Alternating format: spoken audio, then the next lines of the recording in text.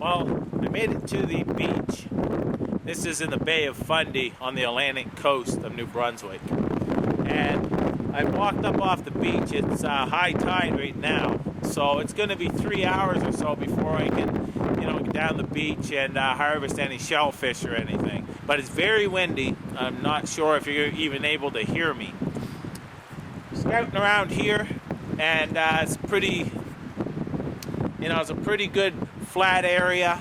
It's not protected real well from the wind, but I've got a tarp, and I'm going to set that up. That will protect me from the wind. This is a nice area, nice and flat. That's where I'm going to set up my tarp and for my shelter.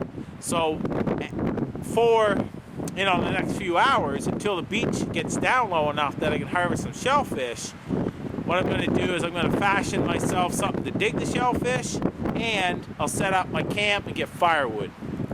So after I get it all set up and stuff, I'll give you a quick peek.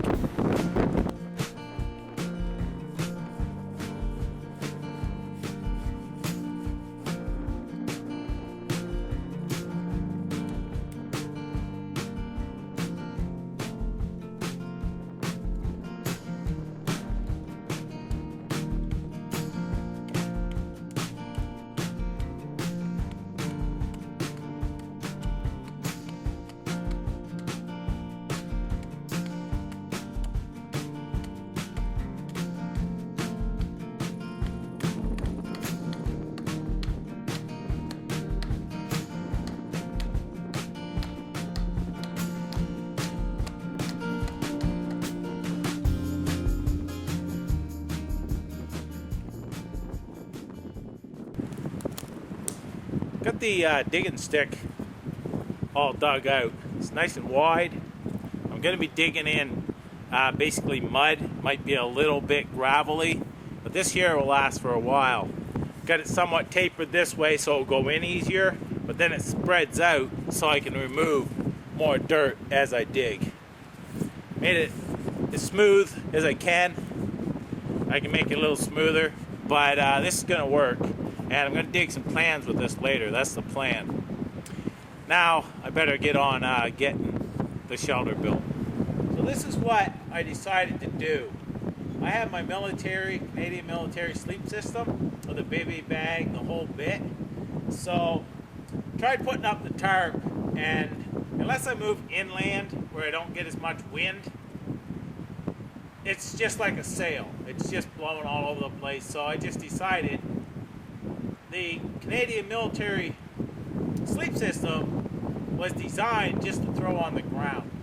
I'm using this as a ground sheet, and I'll be just throwing my bivy and sleeping bags. I'll be just sleeping on top of this. So that's what I set up for camp. Now I guess it's time just to find a place where I can have a fire this evening and for cooking and such.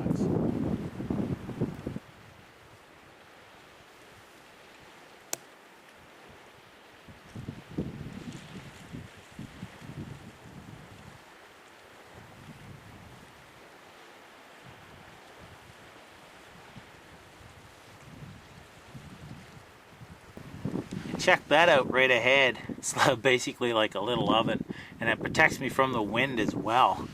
It's going to be a great spot to make my fire. The tide's gone down about an hour, and it's revealed this much.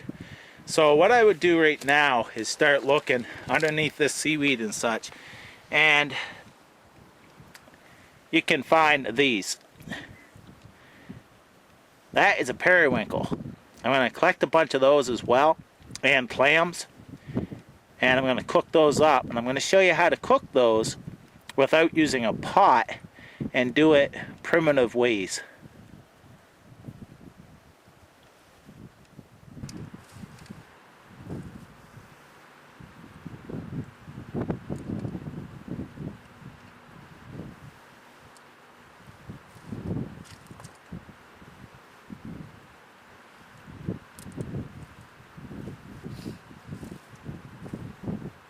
Trying to leave the smaller ones, only get the bigger ones, and let these smaller ones grow.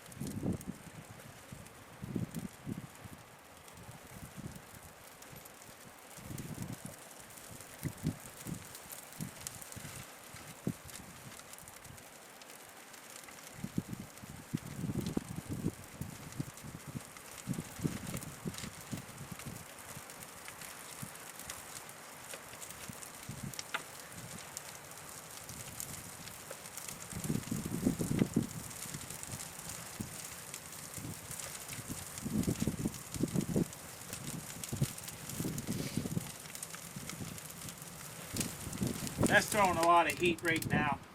What I'm going to try to do is put a bunch of, keep this going, get a nice coal bed. And while this is doing this, I'll keep stacking it full of wood and make that nice coal bed.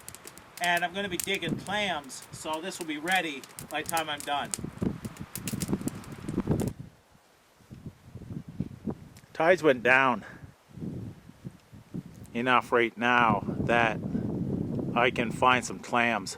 What I'm looking for is right down here, right there. There's a hole in the mud. That's where they stick their neck up and feed from. So I know there's a clam down there, or was at one point. So I'm going to try to dig there, but normally what you do is you'll find, say, 5, 6 in one spot, and that's better digging. I'm going to try digging right here and see what we can find.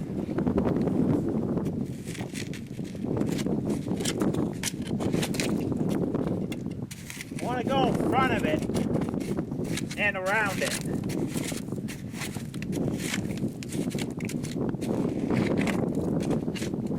Now these are usually down right around 6 to 8 inches, these ones.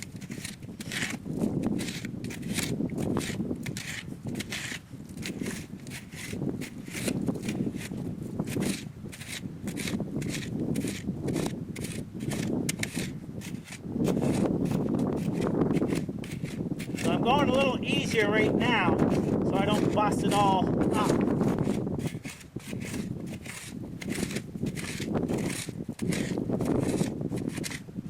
Oh, there's one, I think.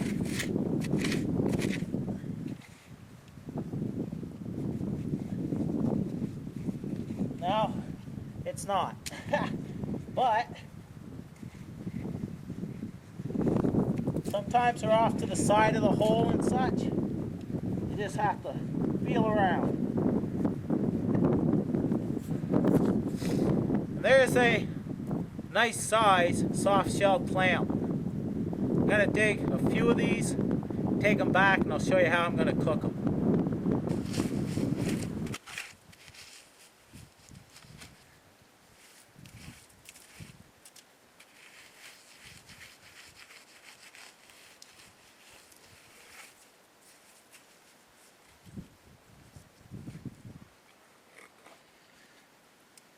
There's another nice size one.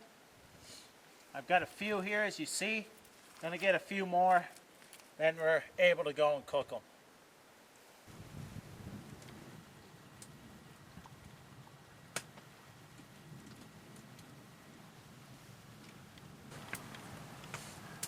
So I was able to pick a bunch of these periwinkles, plus dig a bunch of clams.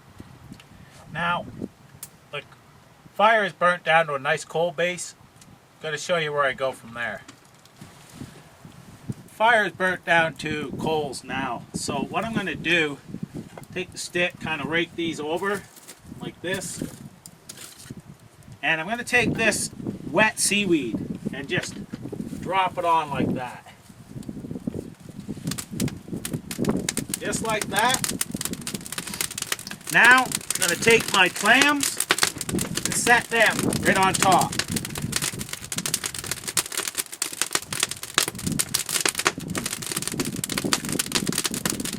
Periwinkles, same thing.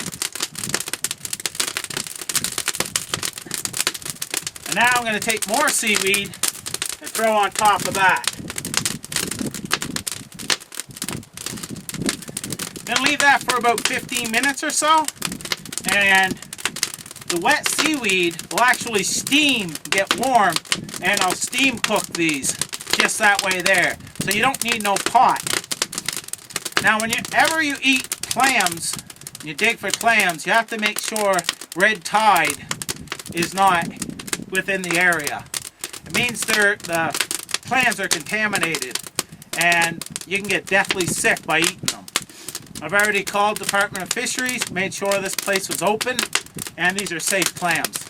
So now we're just going to let those cook, and when they're all done, I'll show you what they look like. It's been about 15 minutes there now, a little over. I kept the fire going in the back just so after I take this off, I can still have the fire. But I'm going to start peeling that off and see how they turned out. Oh yeah. They're all opened up. The shells come open. That's how you know that they're done. They're looking really good. Gonna let them cool off and try to see how they taste.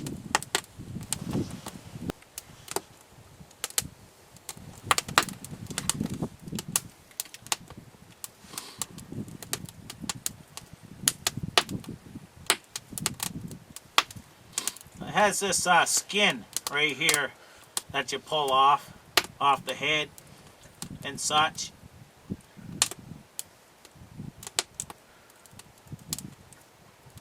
Usually it comes right off, but it's cooked on there a little bit. Now you can eat the belly if you want. I'm not going to.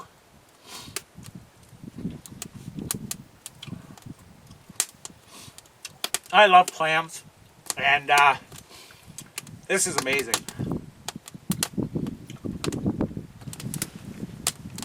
Got my Leatherman with me. It has that little screwdriver.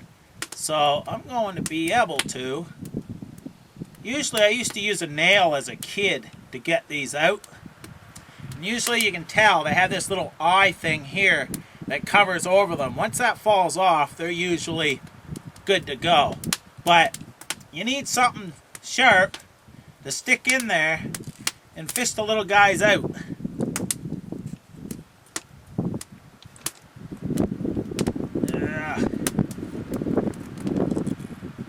And apparently,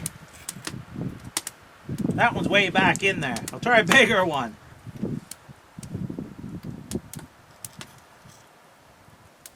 There's that little eye. There we go. Right there is the periwinkle. And you just throw that in. Chew it up. Tastes somewhat like a clam. It's pretty good stuff.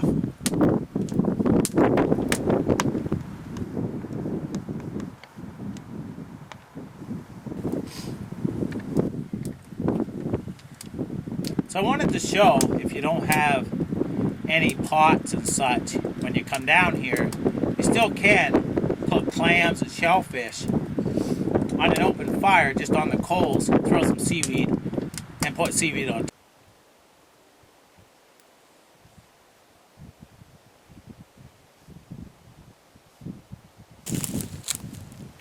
So the sun is setting now, and the camera don't work very good at low light. So this is all I'm going to show for tonight. Like I said, I'll just throw my bivy bag with the sleeping bags in it right on top of that tarp, and that's the way I'll sleep tonight. In the morning, I'll get up, make some breakfast and such, and I'll turn you back on. So, stay tuned.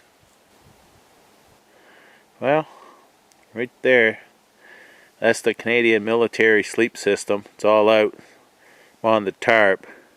I'm going to sleep underneath the stars tonight. It's supposed to be about -3, but you never know how cold it's going to get. It may, be a little warmer, but can be a lot colder. And though this system here, I'm going to be toasty, I'm sure. I'll give you an update in the morning.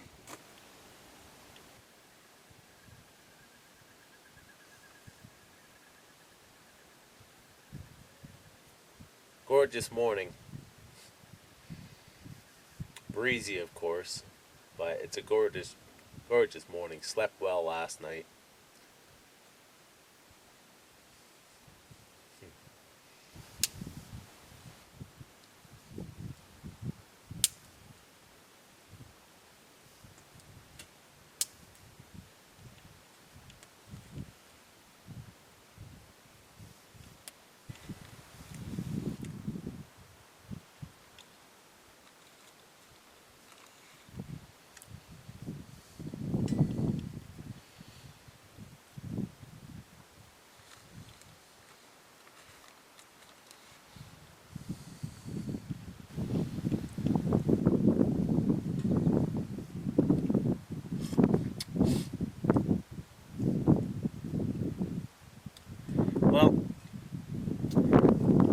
place is very peaceful, and I love this trip. I'm really glad that I'm able to share these trips with you folks. I'm going to enjoy my breakfast, and in a little while, probably around noon, a little bit after, I'm going to be packing up and heading out. So I'm going to end this here and just relax and enjoy the rest of the day. Thanks a lot for watching and for coming along, and I really appreciate every one of you that does watch. It inspires me to do more of these. Thanks a lot, and take care.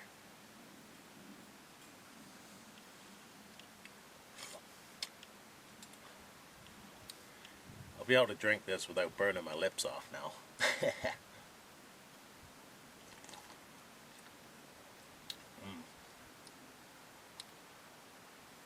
French cappuccino tea. I don't taste any French cappuccino in that.